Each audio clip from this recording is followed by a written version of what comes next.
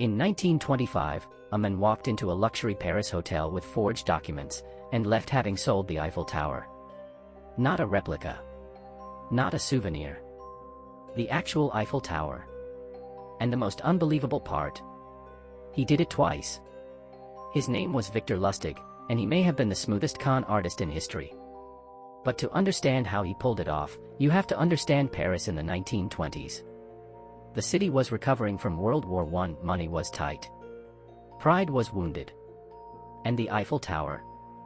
Many Parisians thought it was an expensive eyesore. Originally built as a temporary structure for the 1889 World's Fair, it was never meant to last forever. By the 1920s, maintenance costs were rising, and rumors spread that it might be dismantled. That rumor was all Victor Lustig needed. Lustig was not a thief with a gun. He was a thief with charm. Fluent in 5 languages, impeccably dressed, and impossibly persuasive. He forged government documents declaring the Eiffel Tower would be sold for scrap metal. Then he invited a small group of scrap metal dealers to a confidential meeting. He posed as a government official overseeing the tower's removal. The sale, he explained, had to be discreet to avoid public outrage. Scarcity and secrecy, the perfect ingredients for urgency. One scrap dealer stood out, André Poisson.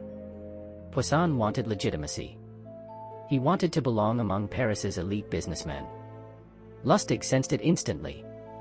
And then he made a subtle move, he hinted at a bribe. Poisson paid not only for the tower, but extra to secure the deal. Lustig took the money, and immediately fled to Austria. And here's the twist, Poisson never reported the crime. He was too embarrassed to admit he'd tried to buy the Eiffel Tower. Lustig realized something powerful that day. Shame is the con artist's greatest ally. So he returned to Paris, and tried it again. This time, however, one of the dealers grew suspicious. Lustig fled once more, this time to America. But he wasn't done conning the world. In the United States, he targeted banks, businessmen, even Al Capone. His weapon was never force. It was psychology. He understood greed. He understood ambition. And above all, he understood ego. Eventually, though, even the smoothest liar runs out of luck. In 1935, Lustig was arrested for counterfeiting. He was sentenced to Alcatraz, the prison designed for men who believed they were untouchable. Behind those walls, the men who sold the Eiffel Tower twice finally met a system he couldn't outsmart.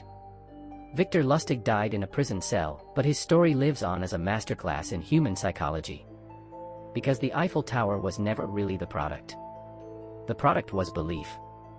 And as long as people want status, power, and shortcuts to greatness, there will always be someone ready to sell them a dream.